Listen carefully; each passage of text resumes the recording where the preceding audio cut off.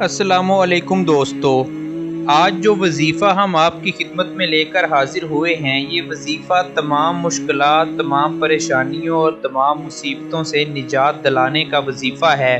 اس وظیفے کی برکت یہ ہے، اس کی فضیلت یہ ہے کہ اگر آپ کسی بھی قسم کی پریشانی میں مبتلا ہیں، آپ پہ کوئی مقدمہ ہے، آپ کسی ناجائز کیس میں پھنسے ہوئے ہیں، آپ کا کوئی کام نہیں ہو رہا، آپ کسی بھی ذہنی پریشانی میں ہیں، آپ کے گھریلو مسائل ہیں، مالی مسائل ہیں، غرض کہ آپ کو جو بھی ٹینشن ہے، جو بھی پریشانی ہے، اس وظیفے کو پڑھنے سے انشاءاللہ آپ کی تمام مشکلات حل ہو جائیں گی اور آپ کی پریشانیاں، دکھ درد دور ہو جائیں گے۔ دوستو، جیسا کہ آپ جانتے ہیں کہ ہمارا مقصد، ہمارے اس چینل کا، ان ویڈیوز کا مقصد آپ تک بالکل مستند وظائف لے کر آنا ہے۔ ہمارے بتائے ہوئے تمام وظائف، تمام دعائیں بالکل مستند ہوتی ہیں۔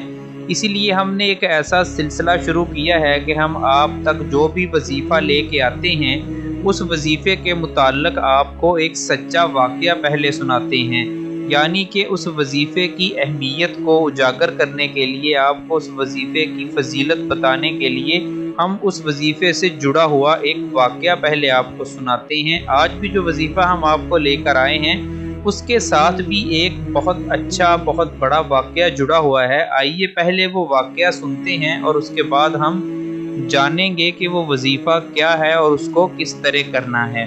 واقعہ شروع کرنے سے پہلے دوستو، آپ سے گزارش ہے کہ اگر ابھی تک آپ نے ہمارا چینل سبسکرائب نہیں کیا ہوا تو اس ویڈیو کے نیچے دیا گیا لال بٹن دبا کر ہمارے چینل کو سبسکرائب کر لیجئے اور ساتھ میں گھنٹی والا بٹن بھی دبا دیں تاکہ ہمارا ہر نیا وظیفہ فی الفور آپ کے موبائل تک پہنچ جایا کرے۔ تو دوستو، آئیے پہلے ہم آپ کو اس وظیفے کے ساتھ جڑا ہوا ایک سچا واقعہ سناتے ہیں، اس کے بعد ہم آپ کو بتائیں گے اس وظیفے کو کرنے کا طریقہ۔ یہ واقعہ ایک غیر مسلم کا واقعہ ہے جس کو ایک جیل میں بند کر دیا گیا تھا۔ اس کا کوئی گناہ نہیں تھا مگر وہ قتل کے الزام میں جیل میں بند تھا۔ اس کے کیمپ میں غالباً کوئی قتل ہو گیا تھا اور بعض دیگر افراد کے ساتھ اسے بھی پکڑ لیا گیا تھا۔ اسے تو یقین تھا کہ اس کا اس قتل کے ساتھ کوئی تعلق نہیں ہے، مگر وہ دوسروں کو اس بات کا یقین کیسے دلاتا؟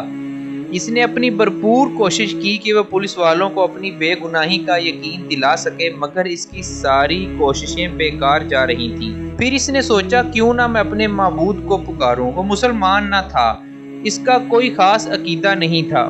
اس نے تھوڑی دیر کچھ سوچا اور پھر حضرت عیسیٰ علیہ السلام کو پکارنا شروع کر دیا، ان سے مدد مانگی کہ وہ رہا ہو جائے۔ کتنے ہی دن گزر گئے، اس کی فریاد پوری نہ ہوئی۔ پھر اس نے موسیٰ علیہ السلام کو پکارا مگر وہ جیل ہی میں رہا۔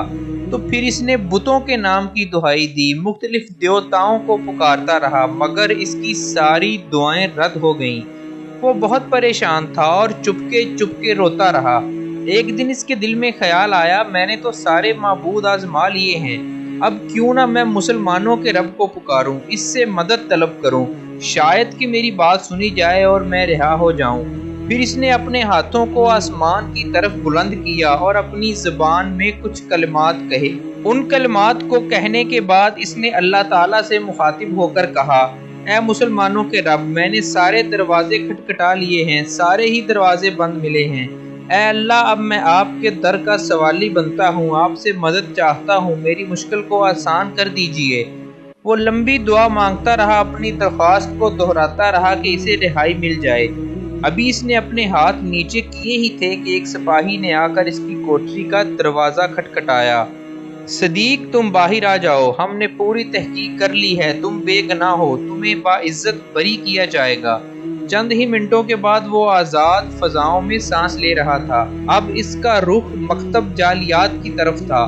وہاں کے مدیر سے ملا اور اس نے کہا، مجھے کلمہ پڑھا دیجئے، میں مسلمان ہونا چاہتا ہوں۔ مدیر نے اس سے پوچھا کہ تمہارے ذہن میں کچھ سوالات تو ہوں گے۔ اس نے جواب دیا، مجھے میرے تمام سوالوں کا جواب مل چکا ہے۔ مجھے اب اس اللہ کی ضرورت ہے جو مضطرب اور لاچاروں کی مدد کرتا ہے اور ان کی دعائیں سنتا اور قبول کرتا ہے۔ دوستو، یہ بالکل ایک سچا واقعہ ہے، جیسا کہ آپ نے سنا کہ ایک ایسا شخص جو کہ بے گناہ تھا لیکن اس کو قید کر لیا گیا تھا، اس پہ الزام لگا کر اس کو جیل میں ڈال دیا گیا تھا اور وہ تمام دروازے کھٹکھٹا چکا تھا، ہر ایک سے التجا کر چکا تھا، لیکن उसको कहीं से भी कोई रास्ता नजर नहीं आता था। फिर उसके बाद उसने अल्लाह को पुकारा और एक दुआ पढ़ी जो कि उसको उसके जेल के एक साथी ने बताई थी। आइए हम आपको वो दुआ बताए देते हैं। आप भी जब कभी किसी मुश्किल में, किसी परेशानी में मुब्तला हों तो आप ये दुआ पढ़ लीजिएगा। ये कुरानी दुआ है, सूरह आले इमरान की एक आयत है जिसकी ये दुआ है। आइए आपको दुआ बताते हैं। दुआ पढ़ने का तरीका ये है कि आप नमाज पंजगाना की पाबंदी करें और उसके बाद आप किसी भी नमाज के बाद वजू की हालत में किबला रुख बैठकर इस दुआ को पढ़ें और उसके बाद अल्लाह ताला से दुआ मांगें। हम आपको दुआ बताते हैं। दुआ कुछ यूं है, रब्बना ला तुज़िग़ क़ुलूबना बाद इज़ हदैतना व हब लना मिन लदुनका रहमा इन्नका अंतल वहाब। ये सूरह आले इमरान की आयत नंबर 8 है। इस दुआ को आपने 5 मरतबा पढ़ना है। इस आयत को 5 मरतबा पढ़ने के बाद आपने सजदे की हालत में या हाथ उठाकर अल्लाह अज़्ज़ वजल के हुज़ूर अपनी अर्ज़ पेश करनी है, अपनी दरख्वास्त पेश करनी है। आपको जो भी परेशानी है, जिस मुश्किल में आप मुब्तला हैं, जिस किस्म का भी मसाइल आपकी ज़िंदगी में चल रहे हैं, अपने अल्लाह ताला की बारगाह में पेश करने हैं और इंशाअल्लाह अभी आप दुआ मुकम्मल ही करेंगे।